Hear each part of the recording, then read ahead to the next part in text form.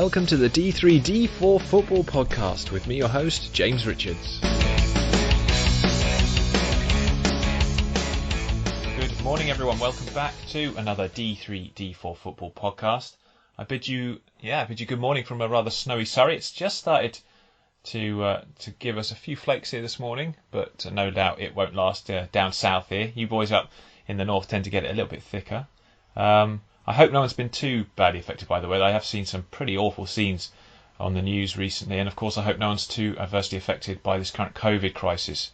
The number of deaths on a daily basis right now is truly sobering, and my heart goes out to anyone who's been affected by it, because it's a really sort of sad situation we're in as a country right now.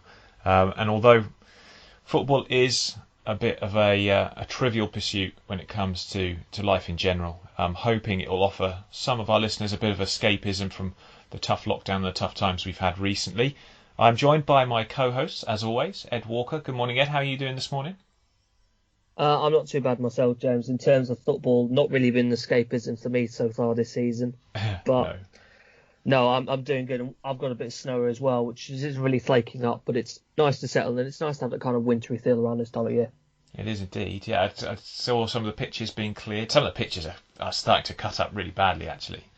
Chris, how are you doing? I'm not too bad, but being the furthest north, I don't have any snow. Which is just wrong. How's that look? We got about 5 or 6 inches last week, so I'm okay with having no more for now. Yeah, you need to have some stronger coffee this morning, mate. You had to wake him up. Dear listeners, dedication on this podcast is terrible, isn't it? I had to ring him up saying, do you realise we got a pod 5 minutes ago? Oh, crap. I think that was my exact phrase, actually. It wasn't quite your exact phrase, no. But that's not repeatable on a podcast that's suitable for family listening. Anyway, loads to talk about. Really, quite an interesting number of results that came through yesterday. And yeah, we're gonna start as we always do. Let's start in League One. League One. And everyone knows where we're going to start this week, because the big clash was Portsmouth v Hull, wasn't it? And I was on this the Lincoln. It's like a pre-game show that they run for their fans, which I have to say is brilliant from the club to do that. Sam Ashew is the host, and he asked me my thoughts about this game, and I was like, well, looking at Portsmouth, the fact that they haven't conceded a goal or lost a game since the 1st of December, I'll go for a Portsmouth win. Well, that's why. This explains a lot.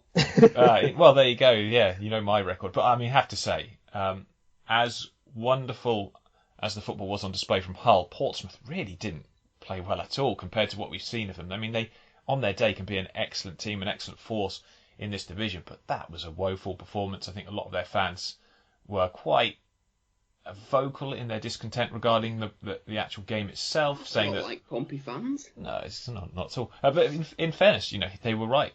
Anyone probably could have beaten them on that form. 2 own goals by Jack Watmore, both unfortunate to be fair. Nothing. How did he manage to put the first one in his net? Well, it just came off the keeper, didn't it, and shinned it into the goal. Point blank range, really. It bounced off them. It wasn't quite the Ipswich own goal that we saw yesterday. No, that was a lovely finish. That was a me shanking one in the wrong end at school kind of moment. It was proper bad. But he's got 2 in 2 weeks now. Yes. One at one end, one at the other. 0 to 0 in the matter of weeks. But I mean, let's be honest, it was an excellent performance from Hull City. Really deserved it, and they have a young centre back partnership, don't they? Alfie Jones, who I to be honest saw more as a defensive midfielder. He slotted in next to Jacob Greaves, and those two did a wonderful job. Although John Marquez was very unfortunate to see that goal ruled out, because there's nothing wrong with it at all, by my reckoning. It really was a great performance by Hull, wasn't it, Ed? And again, if you look at their forward line, it's an exciting, dynamic trio that they put out yesterday. Yeah, they really are a formidable side, aren't they? Especially since it looks like they might be keeping hold of Keane Lewis Potter, potentially. And if they're going to have him to the rest of the season, with people like Malix Wilkes and Gavin White in there, you've really got to fancy them. But I think the thing for me is their midfield. George Honeyman has shown so far to be an absolutely incredible player at this level, looks far above it. And now they're adding Dan Crowley to it, which to me does not feel like it should be allowed in League One. I think if you've got those two in midfield, you're looking at a side that's going to be right up at the top. And And I think the whole season we have felt they're one of the strongest sides. They hit a bit of a rough patch a little while ago, which saw them drop out the top two. But this is a real statement victory for them, an example of exactly why they're not just aiming to go up automatically. They're ideally aiming to go up as the champions as well. Yeah, I was asked yesterday again about who I'd have in the top two at the end of the season. I did have Portsmouth and Hull, funnily enough, with Lincoln missing out. We'll see how that pans out. Plenty of, I'm not going to sort of hang my hat on anything right now. There's so much time left in this season. And it's very easy to be reactive, isn't it, after one result and say, oh, they're going to win the league. But in terms of what you're saying about their midfield and their squad in general is absolutely right. They have got a very strong team. Richie Smallwood doesn't get enough mention, and I think that's just because George Honeyman has been superb this season. Doherty, we all know from his time when he was on loan at Shrewsbury what a good player he is. And I'm surprised. I mean, I am very surprised he hasn't had more of a go in the Scottish Premier League, I think, or Premiership, sorry. And he's dynamic. I mean, they just got very good players, technical players all over the park. Is it right that Lewis Potter has signed a new deal there? Did I see that? I think I saw that as well. Yeah. Yeah, I'm pretty sure he has. Fantastic news. Yeah, because you don't want to keep selling your best players all the time. It's difficult for Hull, I think, at times to keep their better players. You saw that last season in the Championship when they forced to sell. But yeah, really good performance from a team. And Grant McCann, again, they had faith in him when they were relegated. A lot of fans weren't particularly enthused. But both of these sides, I think, are paying the dividends, or reaping the rewards, you should say, for the fact that they have stuck with managers that are clearly good coaches and good at their job. Yeah, Portsmouth had an off day yesterday, but we won't be too judgmental because they've been very good recently. I mean, to go 6 games without conceding prior to this, there's not a lot wrong there. And I think they'll bounce back sooner rather than later from this. But it wasn't a great performance, and they kind of were their masters of their own downfall after a wonderful midweek win against AFC Wimbledon as well. So very strange stuff. Lincoln beat Northampton 2-1. I have to say, before we get into Lincoln, Northampton's goal by Danny Rose is superb. I mean, if that is Premier League, it's over all the socials, it's over all the YouTube channels. It's something that's being bigged up as goal of the season, whatever. I mean, it doesn't really deserve to be a consolation, does it? No, like the lack of celebration. He scored that goal, and he just kind of walked back to the halfway line, like, yeah, okay. Yeah. Like, it doesn't right. You should be able to celebrate that. I love the way he pretends he does that every week as well. The way he's like, yeah, it's nothing. What a cool response. Yeah, it was. And again, I looked at the Northampton lineup, and Ed, you made a very good point on Twitter about the fact that I think you said they've only got 4 players left from the team that won promotion last season. And it's a completely different looking team, isn't it? It's ridiculous how much change that they've had. The churn in that squad, therefore, Chris, do you think, is it an excuse for why they've struggled? Or is the churn, because they've struggled, they've had to change, or are trying to adapt to League One and change and move away from the more direct style that suited them so well in the 4th tier? That's a good question. I don't think it's an easy one to answer. I think... That's why I asked you. Thanks. I'm a fan of continuity when it comes to teams. And what they had going last season, I actually thought would have helped them, would have given them a lot of... they would have got stuck in a bit more in League One, which I think is always good when you're coming up, because I think it attracted some Northampton fans at the start of the season, and while some of them hoped that they could get into the top half of the table, it was generally considered that staying up is the goal for this season. And you need that more direct style, I think, that worked so well for them last season. So I do think that the changes that have been made to the club are one of a number of reasons that they've not played so well this season. It's a very different looking lineup, Ed, isn't it? I mean, you've got Cian Bolger and Lloyd Jones as your centre back. So obviously Turnbull and what's his name escapes me. The chap went to Brentford. Charlie Good. There we go. Yeah, I mean they had those two who were let's be honest, they were very, very good partnership last season. Played superbly well. Though they were in a 3 a lot of the time, weren't they? So they've changed their shape. They're playing a 4-3-3 yesterday. Hoskins, Edmondson, and Miller were their front 3. Though Miller did get injured, I believe, very early in the match, about half an hour into it or something, had to go off. Their midfield were McWilliams, Bryn Morris, and Jack Sowerby. I mean, that is a complete move away from like what they had last year. Salvia impressed me in his spell at Carlisle. Haven't seen a lot of him, to be honest, since then. Bryn Morris, we know, is a decent midfielder at this level and needs some games, so obviously bringing him in from Portsmouth makes a lot of sense. Edmondson is a player I only really know from signing him on Football Manager, and he was good.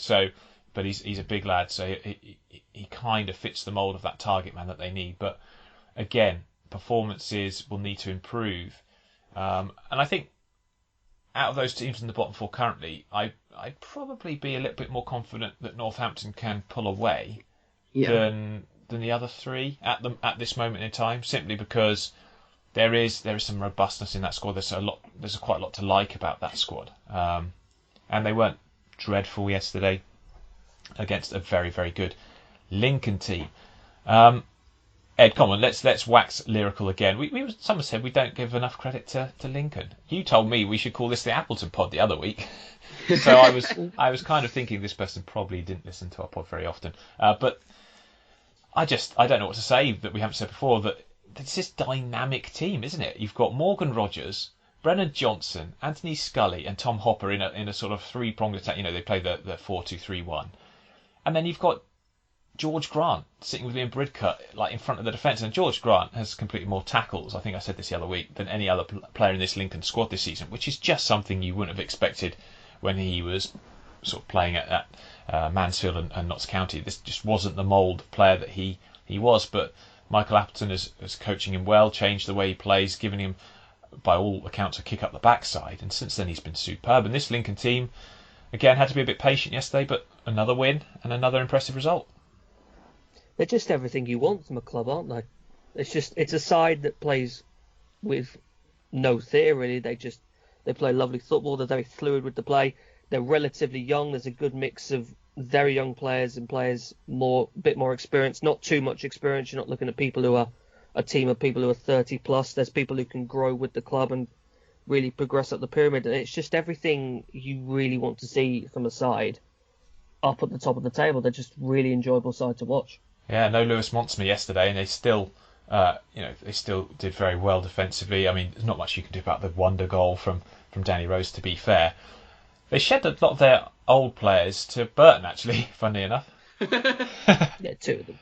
Yeah, a couple of them. Who one of them's already been shed to Barrow. Lincoln BT. Lincoln BT. Oh, they're doing really well though. So a superb effort from Lincoln again, and actually, let's be honest.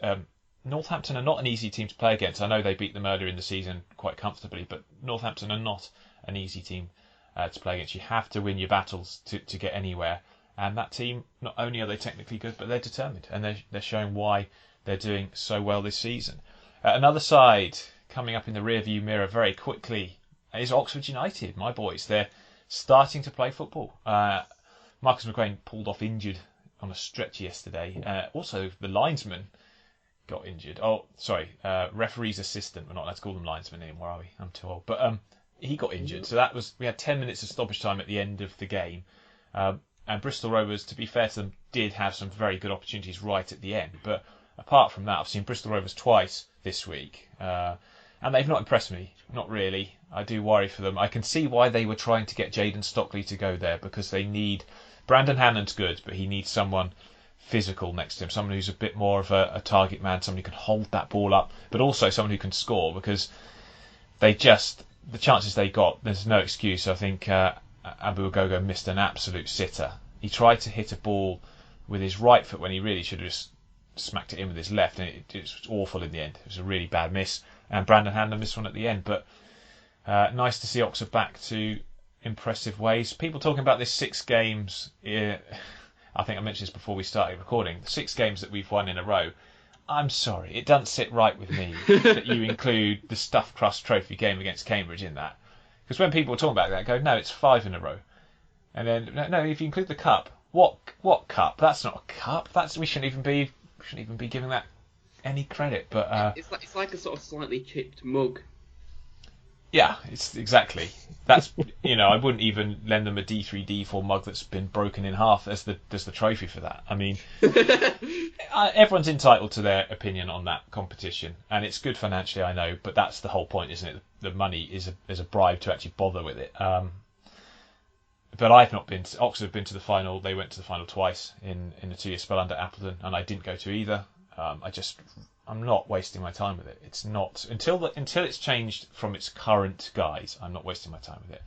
But Matty Taylor against his old team, he's just brilliant. I mean, he could have had a hat trick, to be fair, but he is just a poacher. He is the kind of player that if you have in your side, you really can do well. I mean, you really can you'll know he'll get double figures each season, and that's a conservative estimate for a player like him. But we, at times, weren't at our best, to be honest.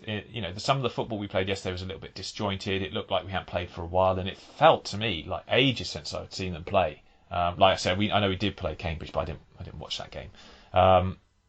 So yeah, it was great to get a clean sheet again. Jack Stevens making a terrific save in the second half to tip over an effort. I think it was from Brandon Hanlon again, and we are on our way, boys. We are motoring. I mean, I never get too over the top with Oxford because it's your own team, and you don't want to build up your hopes too much. But from an outside perspective, Ed, what is your thoughts on the current progress that the Yellows are making? I refer to them as the dark horse of League One. No. Oh. No. Right, thank you. Right, let's restart this podcast again. Absolutely not. No, in all seriousness, though, I think we fancied Oxford quite heavily at the start of the season. Really shaky start, which I never really understood exactly why. I think injuries had a bit of a part, and maybe people being played slightly out of position. But he looks like he's got that side back to what they want. And with still half of the season left to go, there's no reason why they can't progress further up the table and get into the mix with those up to the very top. I hope so. I look at the teams that we've played recently, and I mean, I do fear for Bristol Rovers. Paul Tisdale's got them playing some nice stuff, but he's got no punch. And he did try and go back to get a man he'd worked with in James Stockley at Exeter to come there, but it didn't work. But we've beaten Bristol Rovers, we've beaten Burton. The Plymouth win is important, but we AFC Wimbledon and Northampton. So we're beating the teams below us. We got a draw against Hull, at Blackpool and against Ipswich. So not bad results. We drew at Portsmouth. It's just we've got Rochdale next, so there'll be plenty of goals in that one. That's going to be an interesting game. I'm going to enjoy watching that. And then we got the ones I'm looking at, which I think or the one in February I'm looking at in particular is, can we go to somewhere like Doncaster and get something? Because I don't know about this team just yet. Yes, we're on a good run. 5 straight wins. It's hard not to get ahead of yourself when you've won 6 on the bounce. 5 on the bounce. 6, yeah. I wish I'd won 5 on the bounce. It's been good. I mean, the important stat for me is that we've kept more clean sheets recently than we did at the start of the season. We were so shaky at the back, but we've kept, I think, in the 5 winning run, we've kept 3 clean sheets, and obviously we kept a clean sheet against both Blackpool away and Ipswich at home. So that's improving. I mean, if you saw our defending against Swindon in the derby, that kind of summed up where we were at that point in the season. Absolutely error prone, and that was part of the reason we'd struggled so much. But we're finding our feet, and I'm very pleased with that. Very pleased with that indeed. Bristol Rovers, though, bit of work needed, I'd say. Yeah. They're just not. They weren't good against Crewe. They had a spell after the break in the midweek where I thought, yeah, look, this is more like it. But then they let in a silly sort of goal, and I have to say Crewe played very well. But they weren't at any point in that game particularly convincing. Are we just following the trend with Bristol Rovers? I feel like it's been this for a couple of seasons now, where you look at Bristol Rovers who bring in quite a lot of players, you wonder if something's going to happen with them, and then they just end up being around the middle of the bottom half. Like, they don't seem to make a lot of progression, I feel like, personally, having seen them over the last couple of seasons, which is a bit of a shame, really. I think they will long term if they stick with Tisdale. I think they'll be a much more, they'll be more purposeful. I didn't see any purpose in them under Ben Garner. I didn't like what he was producing. It didn't seem to have an identity. It was was a bit meh. It was a bit. This is just. Actually, I tell a lie about what I previously said. They were flying under Coughlin, weren't they, before he went to Mansfield? Yeah. They were flying under him, to be fair. And I think Coughlin is a decent coach, although his whole incident with Chris Lyons and his 500th appearance didn't sit right with me. That was just so petty. It was unbelievable. I don't know if you guys can remember it, but he refused to acknowledge that Chris Lyons was having a 500th appearance and said in the interview after the game, his 499th or something. And I thought, don't be petty, because I think they'd had a bust up or something, and it was a bit embarrassing really to be like that as a coach. I mean, 500 games for any player, as we know, is a great achievement. So, but yeah, I'd be interested to see where Graham Coughlin turns up next. Actually, his spell with Mansfield was an absolute disaster, and we're seeing what Clough is doing there. So. It was definitely down to the coach, really. It's not the players; they're a good group of players. But Bristol Rovers have to go to Peterborough next. Then they've got an important game against Rochdale. Then away trips to Accrington and Fleetwood. Where really that Rochdale game is going to be massively important to them, because a lot of their fans are saying we're going down, and maybe that's them being slightly too pessimistic, but they are struggling big time. Wigan 0, Fleetwood 0. Now, not much to talk about in the game per se, but Wigan have brought in a few players recently, Ed. They need to, let's be honest, they need to keep trying. I mean, the fact that they're fighting to stay up is perhaps doing better than we even thought they would, so credit to them. I don't know, I still feel off the field stuff will come back to bite them unless it's sorted soon, which is a bit sad. But they've done all right, I think they've only lost one of the last 5-6 games, something like that. I still think that they're a takeover away from getting themselves out of there. I think they've got themselves into a position where they're so close. They're a point outside of it at the minute. But does not the takeover have to come before this window shuts? It needs to come before this window shuts, exactly, so that they can get the right people in. So they've got a matter of days, which is not encouraging to hear. And if that doesn't happen before then, you're unfortunately less worried about them. Yeah, they'd probably have to try and find some free transfers, wouldn't they? Or Probably 14 parties interested. Yeah, but we hear this all. I'm sorry to say, we hear this all the time, and I just don't believe any of it. It's all right having 14. I mean, I'm interested in buying Wigan, but I don't know why would you not be interested in buying Wigan? It's a great club to buy, definitely. It's just the money, isn't it? I think it's just that at the moment we're in a pandemic. A lot of overheads in a pandemic. Yeah. I think I remember. I was watching a thing with Darren McAntony actually, where he's talking about you don't know what's underneath. So he was talking about how you might buy Wigan for maybe a couple of million, but you don't know what debts are inside, and he made a good point about that. So I think that might be one of the big problems with Wigan. We don't know necessarily, I can't remember the term he used, but exactly we don't know what kind of debts are in place underneath that they'll have to sort out after buying the club potentially. I think it'd be a really tricky club to turn around, because you've got the big stadium, which I think they own, but don't quote me on that. You've got, even when you can get fans back in, you're in a very saturated part of the country in terms of football clubs. I think you've got to have a lot of money behind you to be able to take it somewhere. You do, I agree. I think it's a very difficult situation now for anyone bringing their own finances into football. It's a black hole for money, football, and it's been like that for a long time. And until there is real change in the distribution of the monies that come in at the top of the game, and I do wish when they had the option, the EFL had taken the option back in the 90s to have their rights sold with the Premier Leagues. That would have been superb, but they turned it down because they were silly, greedy, and it's bit them on the arse ever since. And now we're in this particular incident now where the money is so big, the gap's so big. Running an EFL club is really, it's just a rich man's, it's a toy, isn't it? Toy, yeah. It's hard to be sustainable. I mean, there are a couple of clubs who do it really well. Shrewsbury, Accrington. I think I know Colchester are playing badly at the moment, but Cowling does do a good job to a certain degree with Colchester, but it's hugely difficult. Charlton drew 2-2 with Swindon. Both sides defensively woeful again, but I did feel. Swindon fans were not comfortable even at 2-0 up. I think they were saying on Twitter. It's quite funny watching them slowly resign themselves to the fact that Charlton were going to get something from this game, and they did in the end. Important that they did, because I think Charlton. I still find it hard that Lee Bowyer is under pressure in some respects, but I do get it in that the things he said recently haven't really helped him out. They didn't help at all, no. No, they didn't. But Charlton are a team, I think, still to keep an eye on, because I'm looking at their transfer. They're trying to drop by Joel Randall from Exeter. Exeter batting them away, saying 300k is ridiculously low, and I agree. That's an absolute terrible bid. Definitely too low. Oh, terrible bid. Come on, 300,000. Everyone's making small bids at the moment, aren't they? Because everyone knows that other clubs are desperate for money. Well, lucky old Exeter with Ollie Watkins still on. They don't need money at the minute. That came at the right time, and so you're not going to shaft them over for one of their key talents, who could be, his stats are better than Ollie Watkins were at that age. So I think Exeter are different quite position right. as well. He's playing out wide. Yeah, it's different position. So it's yeah, you're right. Difficult to compare players, but certainly price tag wise, that is. You'd want twice that and a decent sell-on clause at least. Oh, at least, I would say. I think Exeter are very wise to just hold their ground on that one. Especially with the fact they're going to lose Randall Williams for nothing in the summer.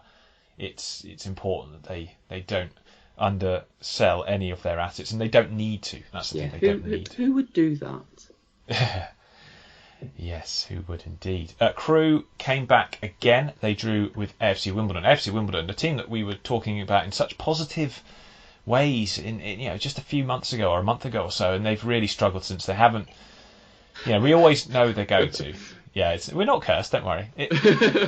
But we always know they're going to struggle Wimbledon. So it was an important kind of point to stop the rot, I think.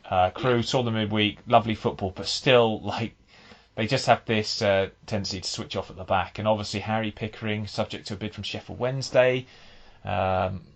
These next 9 days will define Crewe's season. If they sell key guys, I mean, they just... Ant Evans, who... Patron Ant Evans is now signed to... I didn't even know he lived in Paderborn, to be fair, in Germany. I didn't know he played for them. No, he's had some career, hasn't he? He has, yeah. Kept that one quiet.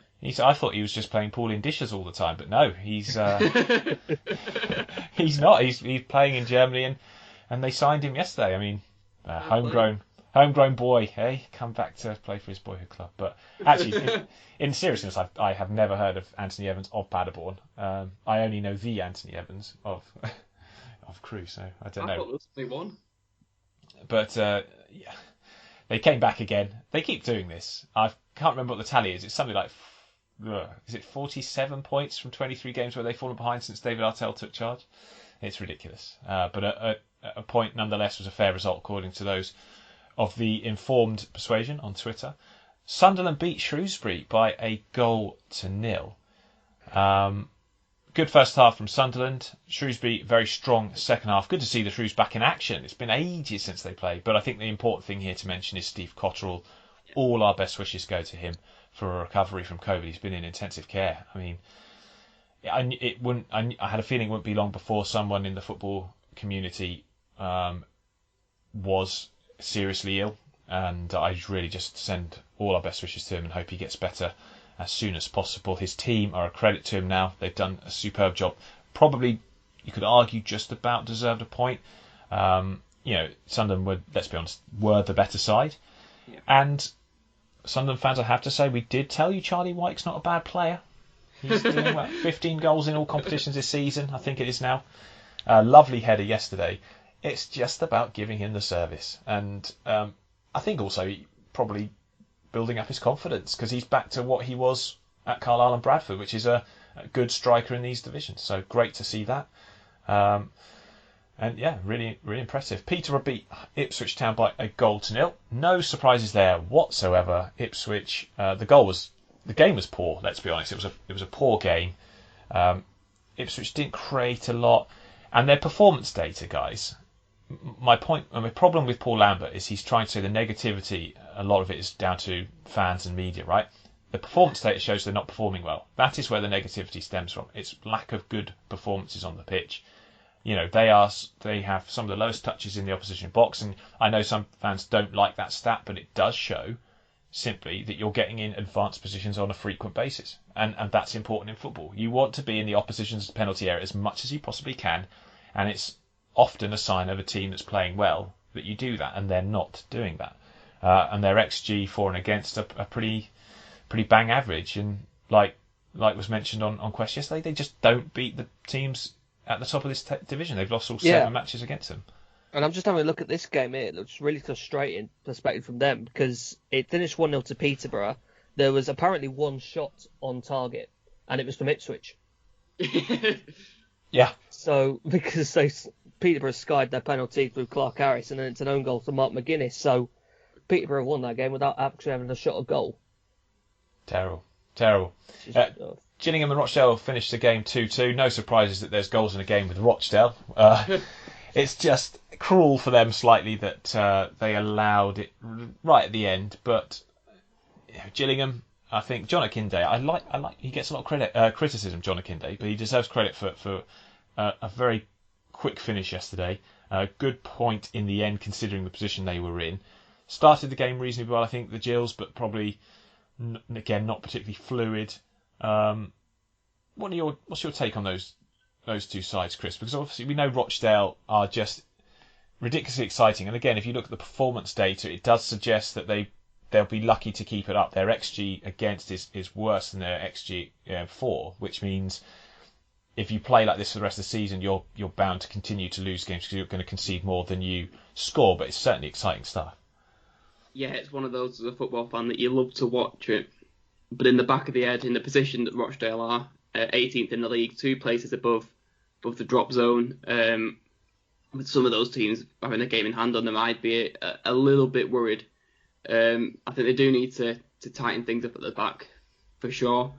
Matty Lund this season has really, really impressed me. He's impressed me a lot, actually, during his time at Rochdale. We had him on loan from Stoke a good few years back, and I didn't think much of him. But he's really impressed me in his time at Rochdale. I think Grimsby will be the most disappointed ones here. Grimsby? You mean Gillingham? Gillingham, even. It's got a G. You're getting ahead of yourself. We'll talk about Grimsby's disappointment in a minute. Gillingham, I think, will have come away with this the most disappointed. They will have wanted a win in this one. I think they just feel like they're stagnating a little bit, don't you think?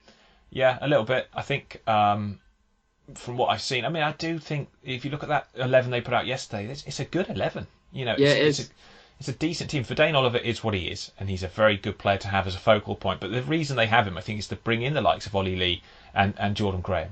Carl Dempsey is a great sort of midfielder to sit deeper and have him control the game.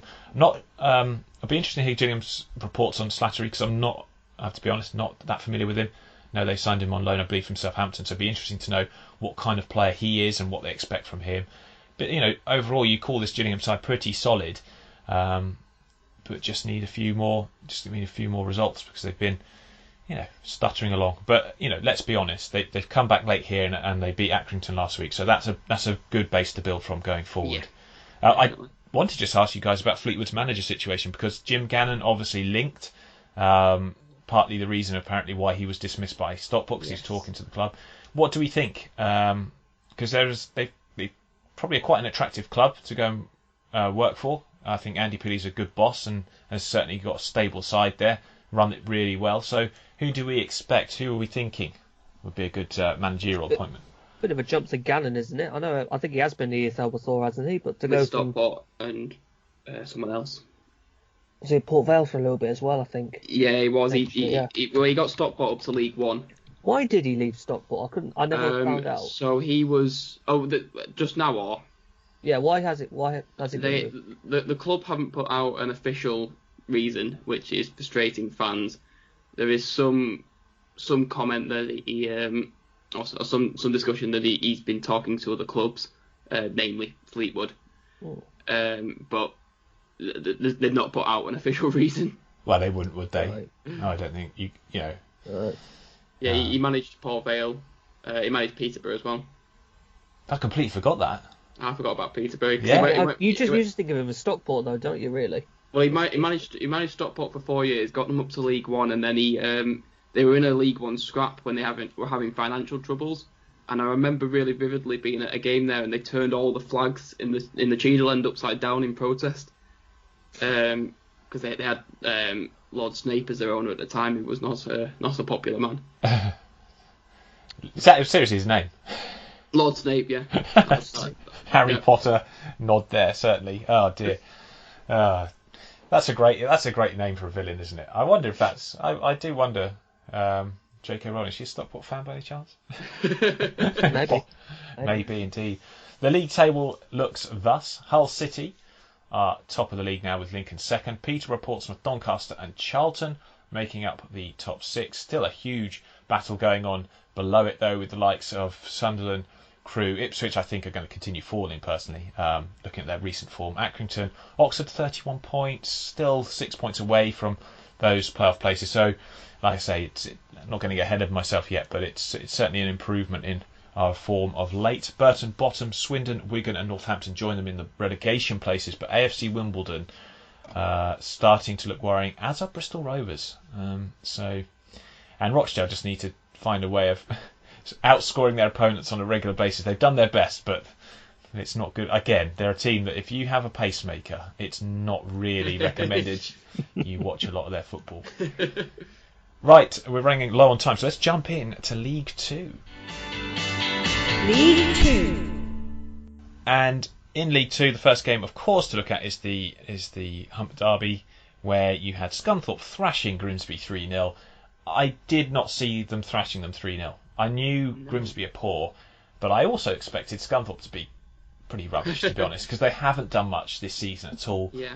But credit where credit's due on giving Yem Karachan a contract, because he is a very good player. I know him very well from his time at Reading. Obviously, he had some injury problems in his career, but Alfie Beeston will learn a huge amount from playing with a quality player like him. I think Alfie Beeston deserves a lot of respect for his performances this season in a struggling team. I think as a youngster, I think he's 23 maybe.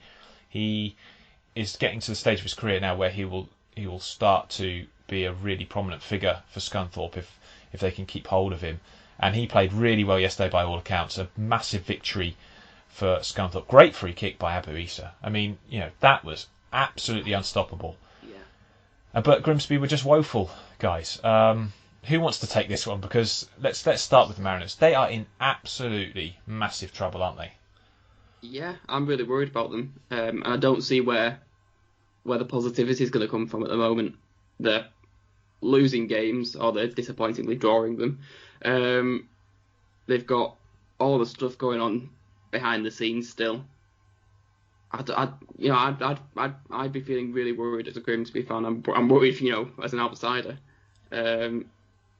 I think there's still a little bit of hope in the fact that they've got Stevenage and Barrow above them, who I think are very capable of dropping into that drop to them. But also they've played the most games in the league. Yeah, that's the one thing I was going to say. Yes.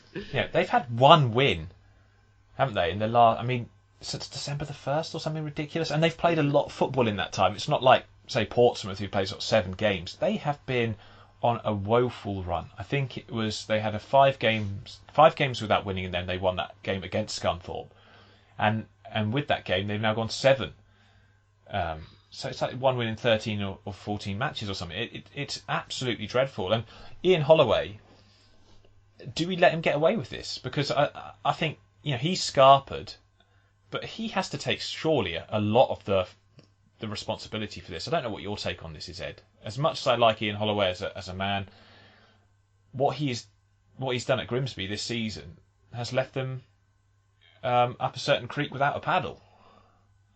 I have to agree with you, to be honest. I think there was quite a lot of comments at the time he left that he's kind of jumping ship, and I think he was right to an extent. I think he's realised the difficulty of the situation they're in, and honestly wanted to get out of there before he was part of the reason that they properly dropped down. And to be honest, he should still be given responsibility for the situation they find themselves in anyway. We can't blame Paul Hurst, can you? Not one bit. You can't blame Paul Hurst. He's brought in Roland Benays, who was at... I think that'll be a good signing. I like him. I like him, but I think it's a big ask for a youngster who's, let's be honest, fairly inexperienced coming into a relegation battle like this. Their centre-backs were Benays and Pollock yesterday, both young. Pollock obviously is highly rated, but he's not very fast, he's not very mobile, and I think, You want your old heads in there, don't you? Your classic lower league defenders. You need Peter Clark, frankly. You need a Peter... Yeah, I remember when we were trying to get out of a relegation scrap in League One, we had Peter Clark and Ant Gerrard at the back. Yeah, I mean that worked well in the end, didn't it? On that particular occasion. So. It did, yeah. Oh, woeful. Well done to Scunthorpe though. Fantastic performance yesterday. The better team on the day won quite comfortably, and it's an important win for them. They've had terrible injury problems, as they always do. Key players still missing, and yet they managed to come through that.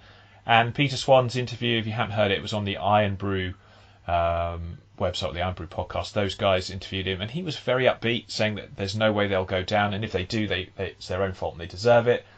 But he was confident that they have enough in that squad to stay up. And yesterday's result, although it doesn't vindicate him yet, far too early, but it suggests that he's probably right, that on their day, Scunthorpe will be able to beat the worst teams in this division. And Grimsby are certainly one of them. Another one, in the data anyway, is Colchester. They have given up more high-quality scoring chances than anyone in this division. And I mean anyone. More than Southend, more than Grimsby, more than Stevenage, anyone. And they're not doing well going forward either. They were thrashed yesterday after playing quite well first half, to be fair. But in the end, they finished the game with 10 men and were comfortably beaten by a resurgent and a superb performance from Morecambe, who have on this wonderful home run. But Colchester guys, they currently have a nice cushion between them and the bottom places, and that'll probably see them good in the end. But they're very fortunate in some respects not to be in a relegation battle themselves, given some of the levels of performance, and the data suggests that they perhaps are a bit lucky not to be further down there. What do you make of the season, Ed? Well, this is what happens when you don't have a striker. It's ridiculous. There was that little period where Giovanni Brown looked great up there. He had a really good little spell up top, but it's really fallen away since then. And I just never really understood why Luke Norris was let go. I don't know whether it was financial reasons, potentially, for the reason they got rid of him. But he was their only senior recognised striker in the team, and they haven't really replaced him. They brought in Aramidi Ote, who I think is a good little player. He's someone I find is someone you'd want to more try and get him behind rather than being sort of the focal point of the attack, someone you can hold off and give away to the wingers or the attacking midfielders playing behind him. And I just think that really affects the way that they're able to create chances.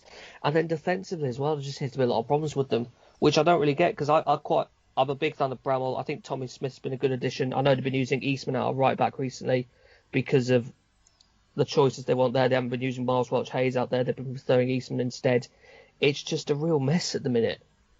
It's not, and they never seem to change from this formation of a 4-2-3-1, do they? Ever? No. Yeah. And that's fine if it's working, but when it's not, I think you've got to try and do something else, because teams will look at them and go, well, they're going to play this formation. This is how they're going to try and play. We'll high press them. We'll put them under pressure. They've given away possession more times in their own half than any team in the division by a considerable amount, which is suggesting that they do give away the ball far too much when they're under pressure in their own half. So difficult times for Colchester, and not a lot of positives of late. And Harry Pell now out for 3 games with a suspension. He's an important player for them. So they've just got him back as well. Yeah, they have. Yeah. God. Dear me. Morecambe, wonderful, absolutely Yes. wonderful. Carlos Mendes Gomez with a peachy ball to it's his through ball, wasn't it, that set up Aaron Wildig? Adam Phillips. So yet another goal from him. Yes. What a superb player.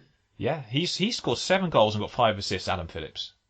I told you he was going to be good. Oh, wonderful player. I mean, we saw him. Was it last season he was there and he showed glimpses? Didn't he? I think he had 7 goal involvements in 11 games in the back end of last season before the football stopped, which you knew was a sign already. It's just carried into this season. Yeah, brilliant. Is it 12 in goal involvements already this season? I believe so, yeah. And 8 goals for Carlos Mendes Gomez this season as well. So, although they haven't got anyone in double figures yet, I think Stockton complements those guys. And so, although you look at him going, he's a striker, he doesn't score, he doesn't need to. He's getting the goals from those around him. And testament to Derek Adams for putting together such a sort of dynamic team on what we know is a small budget. He's done a terrific job in the playoffs as well. Well done. Exeter beat Stevenage 3-1. We've talked about the Joe Randall transfer. Joel Randall, sorry. I always call him Joe. I even got that wrong on a Team of the Week once and I got reprimanded. I do apologise. Joel Randall.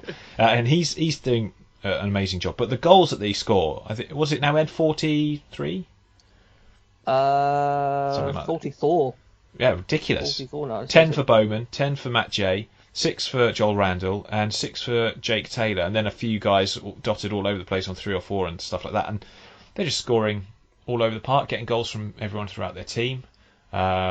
Pleased to see they sort of stuck with Matt Jay. I mean, they've basically frozen Nicky Ajose out, not on purpose, but he's not got a sniff, because they've got people like Alex Fisher and Ben Seymour who would probably be next in line behind those front two. And I just think it's a superb team to watch. It's good to see them. They needed this win, to be fair, because they had a tricky run prior to this. But there was always this feeling that they would kick on again, and they did, and they needed it to be quite emphatic, and it was. It was 3-1 win. That'll do them their confidence huge boost. And they signed Sam Stubbs as well, a centre back, and I think that's probably what they've needed. Someone who can come in at the back and defend. And I think he's on a 2.5-year deal, so it's a permanent transfer. So that's an interesting one. I think that'll be he'll be a good player to keep an eye on, certainly, and it'll be good to see how he does. Bit surprised Sleep would let him go, to be honest. Yeah, so was I. I thought they could make use of him, but that's Exeter's gain. Fleet was shipping out a few players on loan here and there, aren't they, as well? Paul Cook's gone to Salford, and I think there's a couple of others that went out, if I remember. Yeah, Jay Matete went to Grimsby, didn't he? That's right, yeah. So, but a great win for Exeter yesterday. Cambridge drew 0-0 with Bradford. Bradford trying to steal all Oldham's players. It's official. Took Danny Rowe in. Danny Rowe started yesterday. It's only a matter of time before. Didn't he break? I think his shot has injured Dimitar Maitov. It has, yeah. What did it do? Did it hit him in the face or something? I don't know. I think it hurt his arm. Maybe I think Maitov was making. It was fairly early into the game. I think Maitov made a save from Danny Rowe, the cannon foot of Danny Rowe, and then had to be substituted off. Broke him. You've broken him, Danny. Outrageous. But that's a good point for Bradford from my perspective. They were unlucky not to score. Was it Gareth Evans whose shot hit both posts? I sent that. Couldn't believe it. Yeah.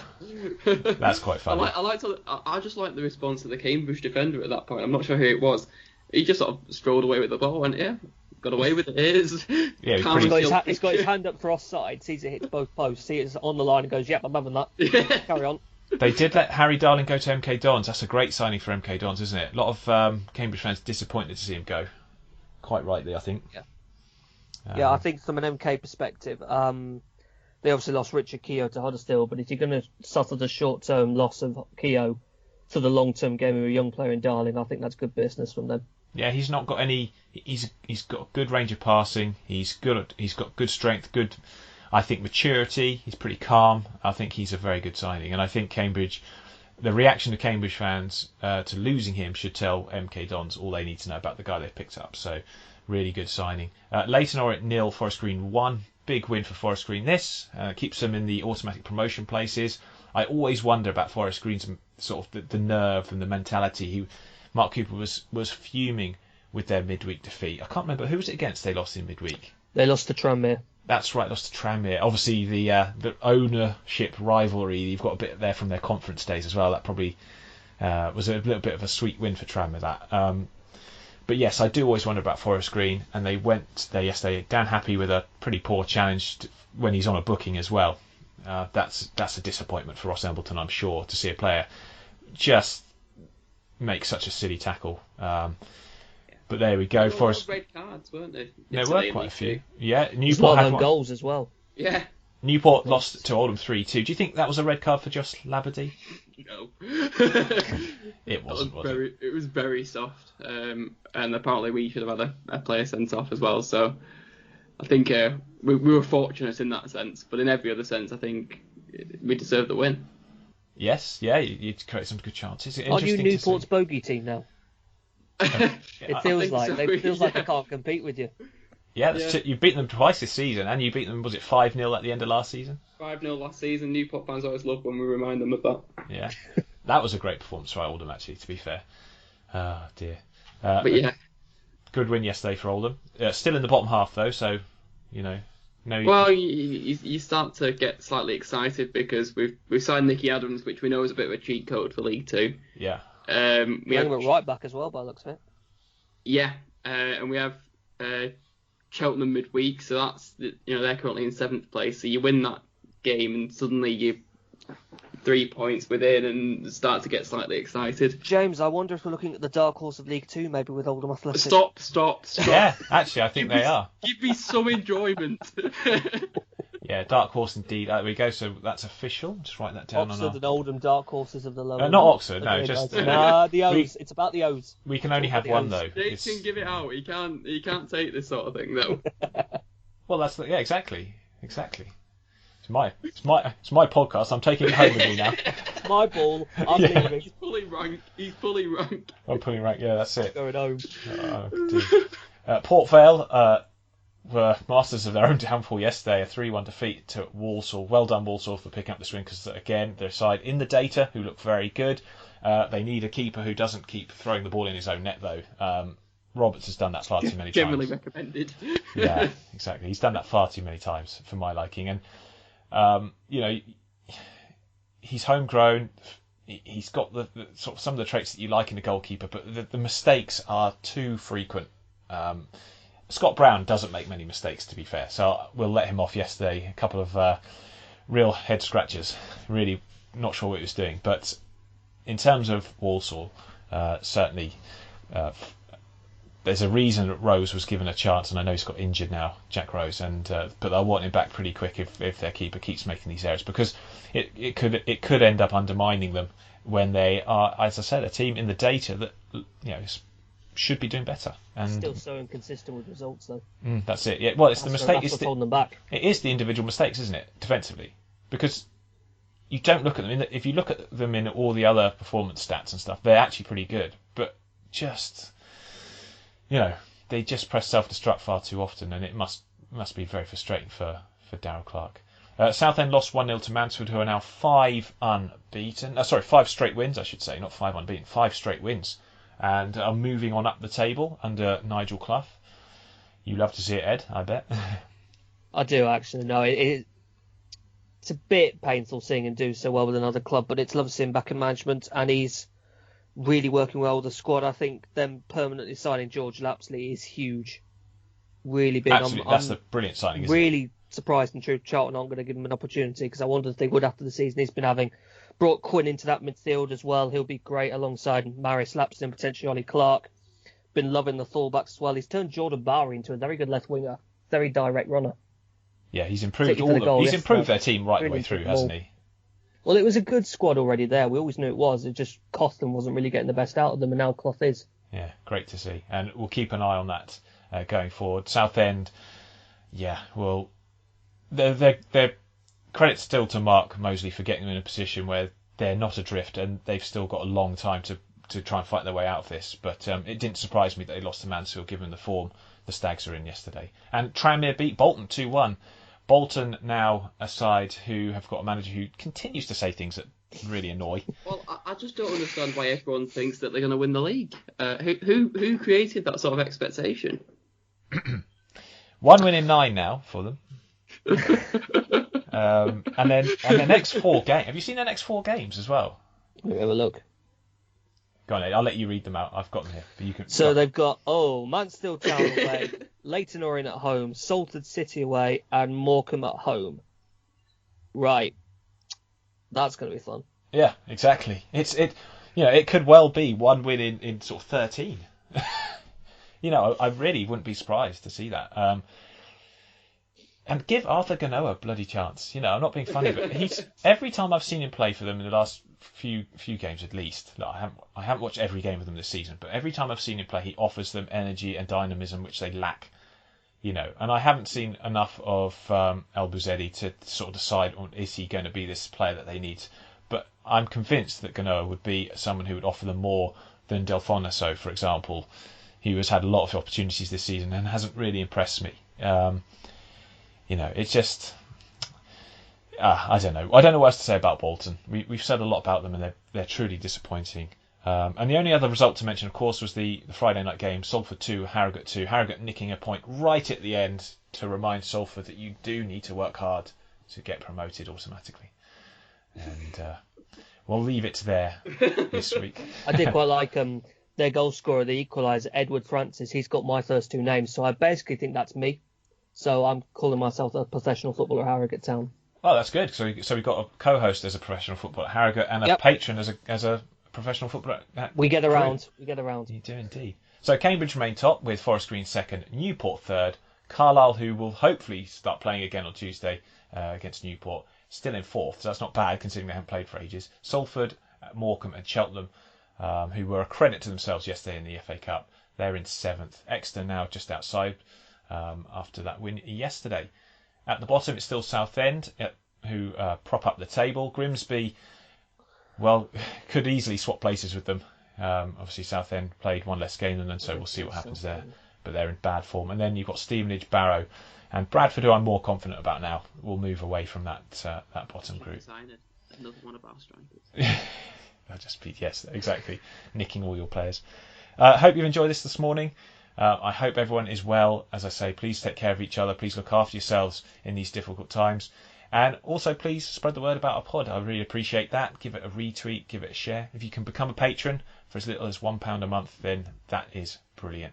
But everyone, have a good week. Thank you, Chris and Ed, as always, and we'll see you soon.